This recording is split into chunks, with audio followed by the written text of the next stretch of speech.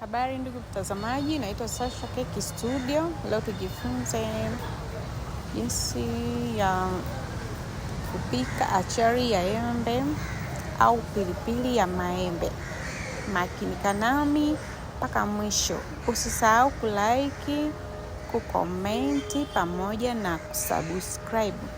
Mahitaji yangu ya leo ni tangawizi, maembe mabichi, nyanya, kitunguu swaumu, kitunguu maji, pilipili kichaa au pilipili mbuzi, pamoja na hoho. Halafu kuna viungo vingine kama oregano, kuna turmeric powder au manjano, kuna red chili powder na paprika. Pia nina vinegar nyeupe, hiyo naitumia badala ya limau, ila kama unapenda limau unaweza ukaachana na vinegar. Pia nina tomato paste. Afu baadaye mimi nikakatakata viungo vyangu vyote. Maembe nimekata kwa urefu, pilipili kichaa hizo hapo, nyanya nilizikwangua. Baada ya kuwa nimemenya kila kitu, nikaweka mafuta jikoni, nikaweka kitunguu maji, nikaanza kukaanga. Baadaye nikaweka tangawizi na kitunguu swaumu. Baada ya hapo nikaendelea kuchanganya.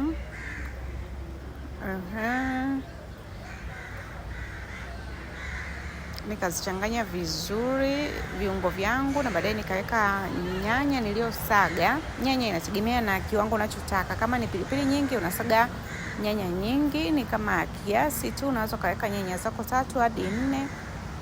Baada hapo nikafunika, nikaweka chumvi, nikafunika, nikaacha kwa muda kidogo. Baadaye nikaweka tomato paste. Tomato paste niweka kijiko kimoja tu kinatosha. Baadaye nikaanza kuweka viungo vyangu vile nilivyokuonyesha mwanzo, kama vile manjano, kuna paprika, kuna oregano. Ni viungo tu vya kunogesha pishi letu, ila kama upendelei baadhi ya viungo unaweza ukaacha, ukachagua vile ambavyo wewe vinapanda.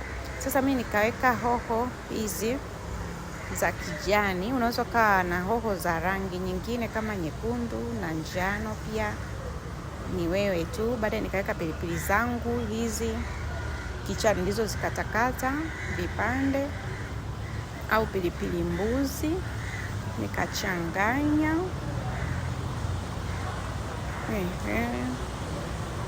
Na baada ya hapo mimi niliongeza maji kidogo kwa sababu niliona kama nyanya zinaelekea kukauka, nikaongezea maji, nikachanganya kama unavyoona hapo jikoni. Kisha nikaweka maembe yangu niliyokuwa nimeyakatakata vizuri. Maembe haya ni mabichi, hayajaiva, ni mabichi. Kisha nikafunika, nikaacha kwa muda. Ukifikia stage kama hii unaweza kaweka vinegar ya mwisho. Unaona kama hapo hivi tayari pishi langu la pilipili limeiva, ni nzuri, inanukia vizuri, ni tamu hatari. Ngoja tupakue tuweke kwenye sahani. Unaweza ukalia mihogo, wali, pilau, chakula chochote, chipsi, viazi. Asanteni na kwaherini.